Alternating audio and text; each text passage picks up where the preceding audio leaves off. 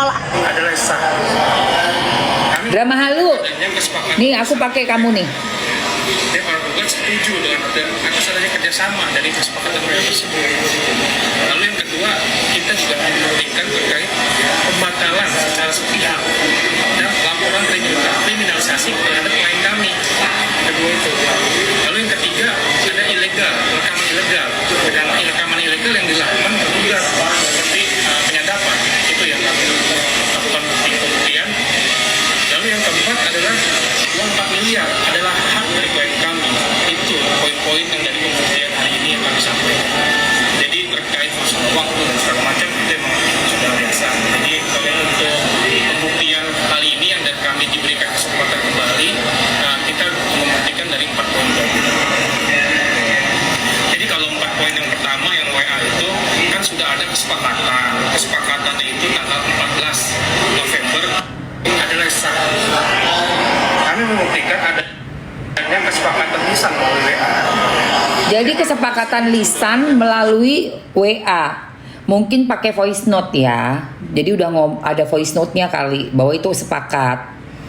Sebenarnya nih kalau kasusnya Nikita, ini kan udah setahun lebih ya guys, dan kita semua tuh udah beribu kali berargumen gitu loh, sampai bikin komal pihaknya sana, pihaknya si apa namanya Markus, ya pihaknya si DRG lawan sama kubunya Niki. Kita tuh udah sampai capek sebenarnya ngejelasinnya. Makanya kenapa nggak terlalu Mamski apa namanya bawa lagi di live gitu untuk di spill, karena udah capek. Kan udah seliweran kan rekaman suara. Itu aja udah jelas-jelas ilegal akses. Ngerekam si DRG-nya.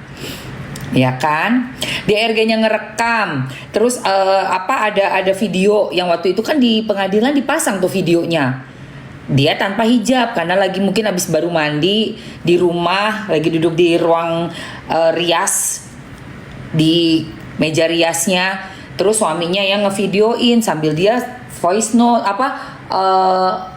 nelpon si Mail, tat gitu kan. Di videoin, tapi kan itu nggak boleh diperlihatkan ke kita semua. Sempet sih semenit di depan layar di pengadilan gitu loh say. Jadi semua tuntutannya Niki tuh memang masuk akal. Karena apa? Karena dia sebenarnya intinya dijebak. Itu aja sebenarnya. Tinggal aparat hukum ini mau menyadari dan mengakui hal itu atau enggak gitu loh. Intinya mah itu emang jebakan Batman. Emang iya.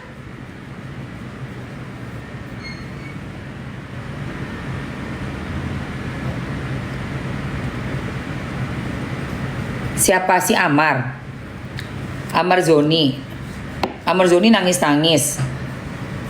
Kalau si Niki sih begitu aja, kita tunggu ya kabar berikutnya, apakah tim kuasa hukum Niki bisa mendapatkan tanggapan positif dari pengadilan yang sudah menerima gitu ya gugatan Niki, yaitu legal access, kesepakatan dalam secara lisan di grup di WA ya untuk kerjasama dengan Reza Gladys.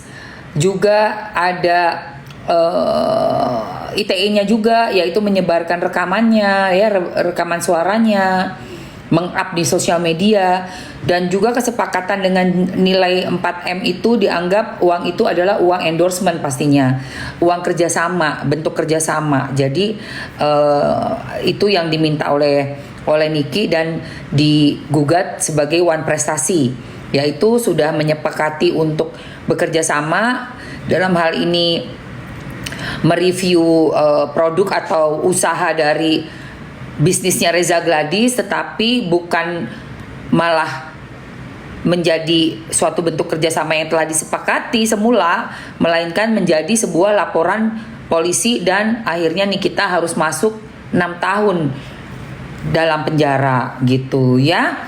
Itu kita tunggu sama-sama. Nah, oke, gue nggak pernah bahas Amarzoni. Gue nggak pernah bahas Amarzoni. Kalian tahu kenapa? Mami lipstiknya apa? Aku pakai Eternal sayang.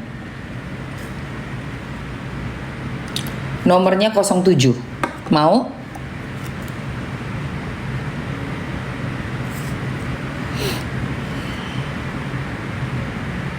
Illusion. Mau? Illusion 07.